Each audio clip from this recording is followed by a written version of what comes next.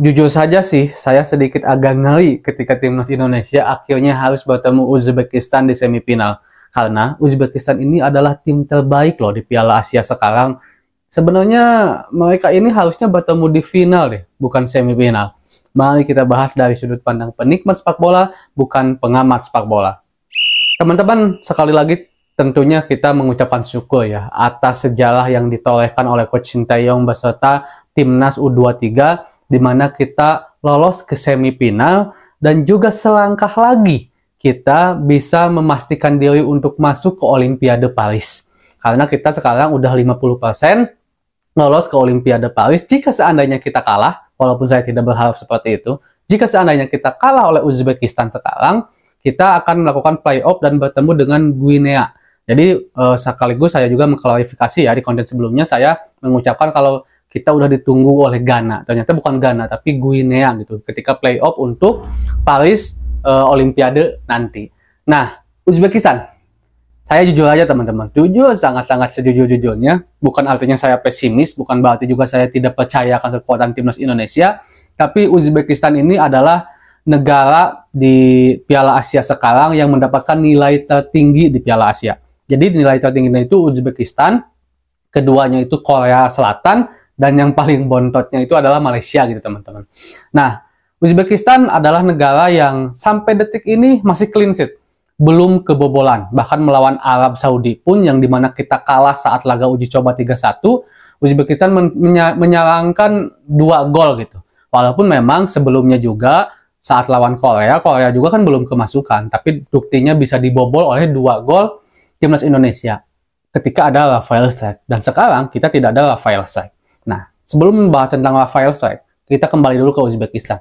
Uzbekistan ini tipe permainannya bisa dibilang cukup sempurna, teman-teman.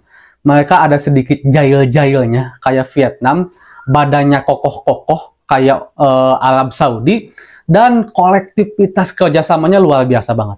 Ini ditunjukkan dari semua gol yang diciptakan oleh Uzbekistan itu, hanya 2 orang yang menciptakan 2 gol dan sisanya diciptakan oleh 10 orang berbeda. Itu artinya kerjasama Uzbekistan ini luar biasa banget. Bahkan saya menonton langsung pertandingan antara Uzbekistan saat melawan Arab. Memang mereka itu sangat mengandalkan kolektivitas permainan, mereka sangat mengandalkan kerjasama tim. Karena kita tahu di sepak bola modern, kerjasama adalah paling utama. Dan saya berharap juga kerjasama Indonesia bisa benar-benar lebih bagus saat melawan Uzbekistan. Dan kita tidak menyia-nyiakan peluang. Ini masih menjadi catatan timnas Indonesia. Kita sebenarnya bisa lebih banyak menciptakan gol di pertandingan-pertandingan sebelumnya jika seandainya para pemain timnas tidak menyia-nyiakan peluang. Beberapa kali Marcelino, beberapa kali Witan, Rafa memiliki peluang yang benar-benar emas 24 karat, tapi gagal untuk menciptakan gol. Nah, saat melawan Uzbekistan ini, hal seperti ini tidak boleh diulangi. Karena kita memang harus benar-benar memanfaatkan situasi untuk bisa menambah banyak gol. Karena Uzbekistan tim yang kuat. Sekali lagi Uzbekistan tim yang kuat. Bahkan ada salah satu pemain tengah Uzbekistan yang bermain di CSKA Moskow, itu nilainya 1 orang saja harganya sama dengan skuad full timnas Indonesia. Jadi nilai transfer, nilai pasar timnas Indonesia sekarang itu sekitar 83 atau 84 ya, kalau saya nggak salah, miliar. Sementara dia 86. Hanya 1 orang. Pemain CSKA Moskow, siapa ya? Aabos gitu, kalau saya nggak salah namanya Aabos siapa gitu. Dan memang ini menjadi salah satu pemain yang sangat harus diwaspadai oleh timnas Indonesia. Selain semua pemain juga memang harus diwaspadai ya oleh timnas Indonesia. Bermainnya mereka di CSKA Moskow ini menunjukkan bahwa memang Uzbekistan memiliki kualitas. Bahkan dia bisa mengalahkan Arab Saudi yang badannya kekal, pressingnya ketat, dan sedikit agak kasar, itu bisa dihalau oleh Uzbekistan. Nah, saya harap timnas Indonesia bisa bermain lebih lepas, bisa bermain berkonsentrasi penuh, bisa memanfaatkan peluang, karena saya setuju dengan Kapten Korea Selatan saat konversi pers sebelum pertandingan melawan Indonesia bahwa kita bukanlah tim underdog. Kita adalah tim yang benar-benar terstruktur, kerjasamanya, gol kita yang selalu dihasilkan itu bukan benar-benar sebuah gol jatuh dari langit, bukan. Itu hasil kerjasama dan jerih payah kita sendiri. Ini luar biasa sih jika melihat permainan Indonesia yang sekarang, bahwa kita udah benar-benar berkembang. Dan tidak adanya Rafael Strike ini jelas akan sedikit mengurangi lini serang atau kontribusi permainan timnas Indonesia. Kita harus akui sampai detik ini, kita harus sangat-sangat akui teman-teman kalau Rafa ini benar-benar berguna bagi timnas Indonesia.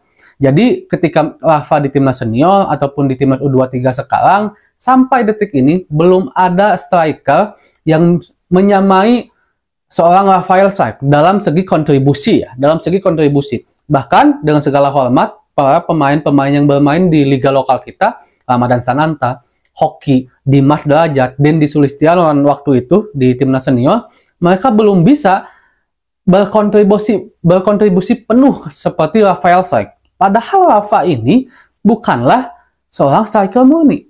Nah, jadi kita harus samakan dulu mindset ya teman-teman. Kalau seorang striker itu memang tugasnya bukan hanya menciptakan gol, tapi bagaimana dia berkontribusi penuh terhadap sebuah tim. Contoh kontribusi sederhananya gini. Coba deh teman-teman ingat-ingat lagi atau mungkin lihat reviewnya di timnas.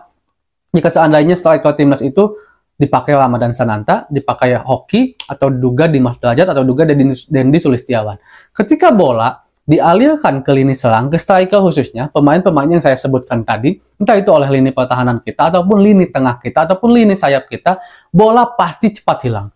Bola pasti cepat direbut oleh lawan, sehingga pecah lagi, sehingga gagal lagi serangan kita. Nah, berbeda ketika Rafa. Rafa ini kuat pegang bola. Kuat banget pegang bola. Dia bisa melindungi bola, sehingga ketika dia melindungi bola, ada waktu untuk rekan timnya membuka ruang, sehingga bola bisa dialirkan kembali. Jadi, susunan untuk menyerang itu kembali dilakukan gitu kan. Itu yang tidak dimiliki oleh striker-striker lain. Dia pandai membuka ruang, dia memiliki kepercayaan diri yang kuat untuk bisa lewati beberapa pemain, lalu tendang bola itu dari jarak jauh. Itu dimiliki oleh Rafa dan tidak dimiliki oleh pemain-pemain lain. Coba deh ingat-ingat kembali. Nah, itu sebabnya kenapa Rafa masih tetap menjadi pilihan utama Coach Sinteyong, padahal dari segi produktivitas gol dia kalah oleh Ramadhan Sananta.